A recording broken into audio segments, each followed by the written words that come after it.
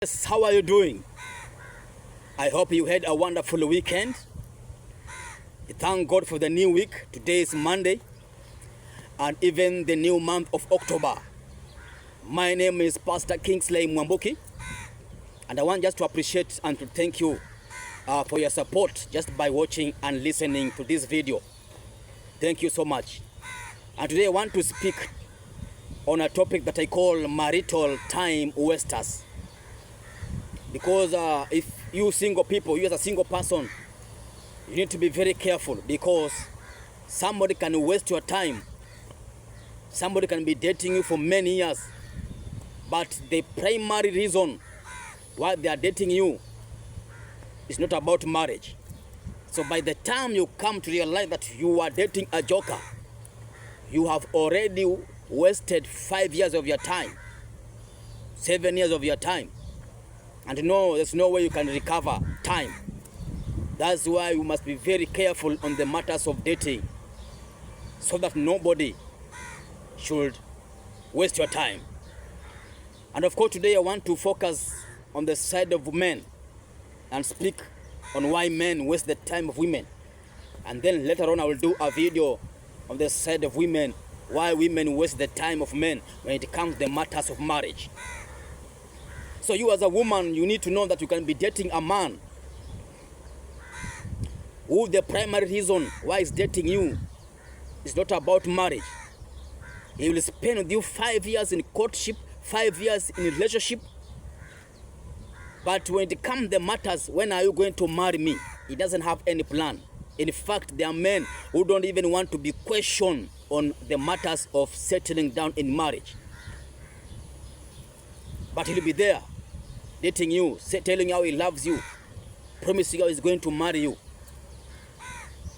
So the first reason why men play this game to women, why men waste the time of women, is because nowadays being single has become to be a form of business. It is a form of entrepreneurship. So there are men who takes advantage of being single just to manipulate women financially. So to them, they enter into relationship with many women. You find a man has piled many women around him, and each one of them, he has promised that he's going to marry them. But the intention of this man is not to marry them, but he is milking money from each one of them. And if you ask these women, each one of them, they don't know each other, but each one of them, she believes that she's the man, she's the right woman. She's the one that this man is going to settle down with him in marriage. But remember, the intention of this man is not to marry, it's not to settle down in marriage, but to manipulate these women financially and get money from them. So these women, they are like a system of support to him. So such a man, these men that have this mindset and this character, they will date a woman for many years, but just getting money from her without a plan of settling down in marriage with any of these women, because he knows if he marries, the business will collapse, the business will go down, because he will lose all these other sources of income. And if you are such a man, you have that character and such kind of behavior, when mtu unafaa ushikwe na utwangwe makofi, because it's very bad, because you are manipulating them emotionally, promising somebody that you're going to marry them. You are manipulating them in terms of finances. You are also wasting their time. And you know, there are women, mature women, who just want to settle down in marriage and move on with their life. So when they meet a man who promises them marriage, they become vulnerable to that man. And she will do anything to keep the man and also to keep the relationship, because to her, she thinks that she is supporting her future husband. But this man is just playing the minds of women just to get finances from them. And this kind of men, they are very strategic, because they target women that are doing well financially. So who unto you as a woman if you meet such kind of a schemer, such kind of an entrepreneur? And number 2 reason why some men waste the time of women is because some men, they don't want commitment. Because you need to know that marriage comes with its kind of commitments. Because you have now to commit to one woman, to commit to your wife in terms of emotions. Be faithful to her. There are things you are doing as a single person that you will not do when you are married. You will not just go and sleep outside in the clubs the way you are sleeping when you are single. You will not just be talking to women anyhowly the way you are talking to women when you are single. So there are men who don't want commitment, but they just want to keep women, dating women for many years, too many years, with false promises of marrying them. And number 3, there are men who have wives in the village, but in the city, they pretend to be single. The way they dress, the way they behave, the way they walk. You as a woman, you will think you have met a single man like you. But the man has a wife somewhere that he has hidden from you. So he will tell you, I'm single, I'm not married. Yet, the man is married. So he will spend many years with you. He will date you for many years. But when it comes the matters of settling down, the matters of marrying you, forget about it. So you can waste your 4 years with a man without you knowing that he is somebody's husband. He's already married. So such kind of a man is just there to waste your valuable time. And you know time cannot be recovered. And the number 4 reason why some men, they don't want to settle down in marriage, but they want to continue wasting the time of women. Because as a man, if you know you're not ready to settle down in marriage, don't disturb other people's daughters. Don't waste anybody's time. You just remain like that single until the time when you know you are ready. At the time you can now approach a woman. But this issue of you are keeping women for many years with false promises of marrying them, yet you know you don't have any plan. You're not even ready. There's no any intention. It's a very bad character. So you as a woman, sometimes you can even contribute to why this man will waste your time by you giving him the services that only a wife should give to her husband. If you are giving him the services of a wife, and yet you are just his girlfriend, you are just his fiancé, he will relax. He will not be in a hurry. Because after all, why should he marry and yet he's getting all the services that a husband is getting from a woman, from a wife? You are washing for him, you are cooking for him, even the matters of bedroom, you are feeding him. So the man will just be there. You will just remain in a relationship, just remain in a courtship. And by the time you come to your senses, you realize you have already wasted your time. 6 years, 5 years. And you must understand one thing, that the more you delay in the matters of marriage, marital delay can also delay your destiny. Because most of the time, marriage and destiny, sometimes they are interconnected. Are you together now? So how are they interconnected? Because sometimes when you marry, when you enter into marriage as a man or as a woman, that's when you find your destiny opens up. There are things that now begins to make sense. This is how your life takes a shift. So even, and I'm going to prove this one even with scriptures from the Bible. Because in the book of Deuteronomy, chapter 32, verse 30, the Bible says, one can chase 1,000, but two can chase 10,000. So it talks about teamwork. Because now these are 4 hands that are working towards building the same destiny. These are now 2 heads that are thinking together. In the book of Ecclesiastes, chapter 4, verse 9 to verse 12, the Bible says that 2 are better than 1 because they get a good reward for their labor. Now this now talks about productivity. You are putting your hands together, building your life, building your future, building your vision. So the reward you get is more better, much bigger than when you are as a single man. In fact, verse 11 says that when one is down, one will be able to pull him up or to pull her up. Now then it talks about now the system of support.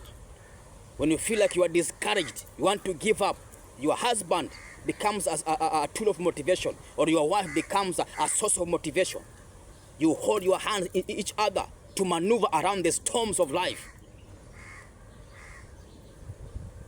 In the book of Proverbs chapter 18 verse 22, Solomon is saying that he who gets a wife gets a good thing and obtains favor. And I also believe who gets a husband gets a good thing and also obtains favor. So there is a favor that comes when you enter into marriage. Financial favor, business favor, favor with men. One day, let me give a story. One day I went to preach in one of the high school somewhere in Western. And when I went there, they asked me, are you single or are you married? And they said, in this school, we don't allow single men to preach here. We only allow married men. I will not give you the reason why they say that, because it is very sensitive. So there are some doors also that will open to you as a woman and as a man when you are married. That's why I said sometimes marital delay can also delay your destiny, because there are some levels God you cannot enter when you are a single person. Of course, this only happens when you marry the right person, because if you marry the wrong person, the opposite will happen. Your destiny will become something. You will mess up your destiny. When you marry the right person, your destiny will open. It will grow. But when you marry a wrong person, forget about your destiny, in fact. So what am I saying? Marital delay can also cause a delay in your destiny. That's why you must never allow somebody to waste your time. 7 years, you come to realize you are just dating a joker, a schemer, a conman, a man who is not ready to settle down in marriage, but just want to get some advantages from you as a woman. There's a man who you'll ask him, when are you going to marry me? He'll tell you, you know what, I'm waiting for a deal from Afghanistan. But now 7 years, the man is still waiting for a deal from Afghanistan. For 7 years. That's a joker. There's some people who have been drinking tea in almost all the hotels in your vicinity, because this weekend you're in this hotel, another weekend the other hotel, the other weekend another hotel. For the first for all these 5 years, you have just been drinking tea in hotels. Tell the man, it's now time. I want to drink tea in my own house. I want to prepare coffee in my own house. I want to prepare chips and chicken in my own house. Enough of hotels.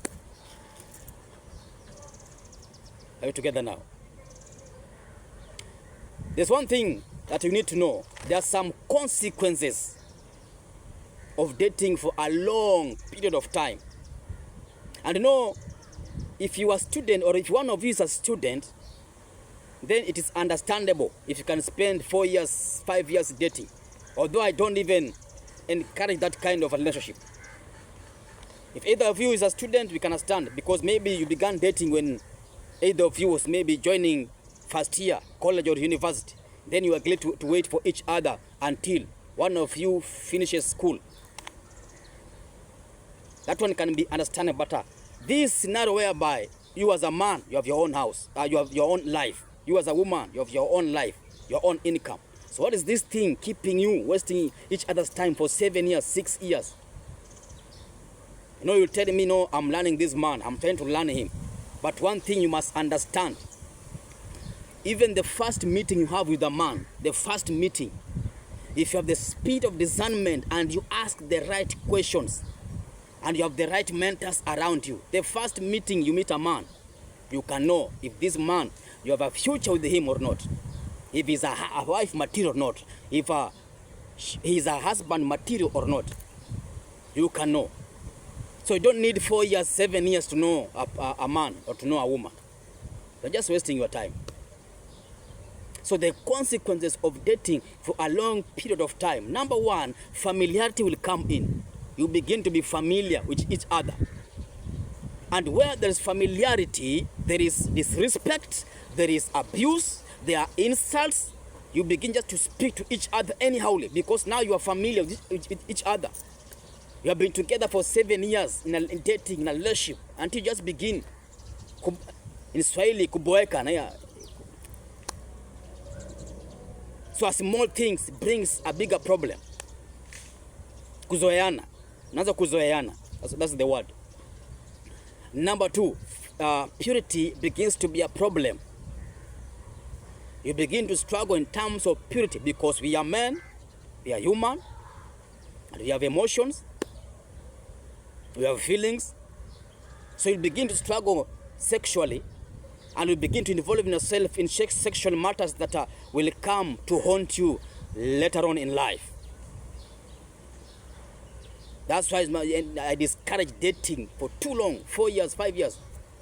I think 2 years is maximum, 2 years.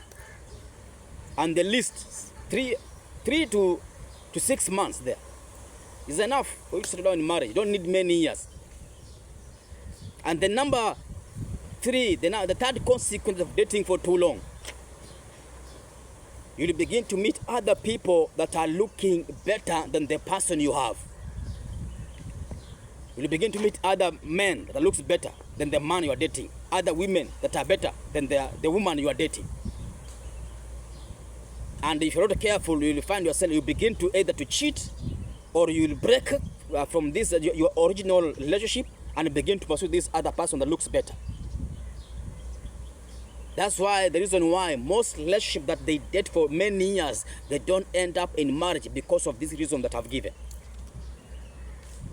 So my friend, life is short. You know, according to the Bible, the lifespan of a human being is 70 years. But in these end times, there are so many things that have reduced the lifespan of a human being. So the more you waste your time with a man in a relationship that doesn't have a future, the more you are affecting your lifespan. There are some things you could have done with that time that you are wasting. The things that could have benefited your lifespan here on earth. Are we together now? So thank you so much for taking your time to watch this video. Let me end there because I know I have stepped on the toes of some people, but that's our work. Shalom, shalom.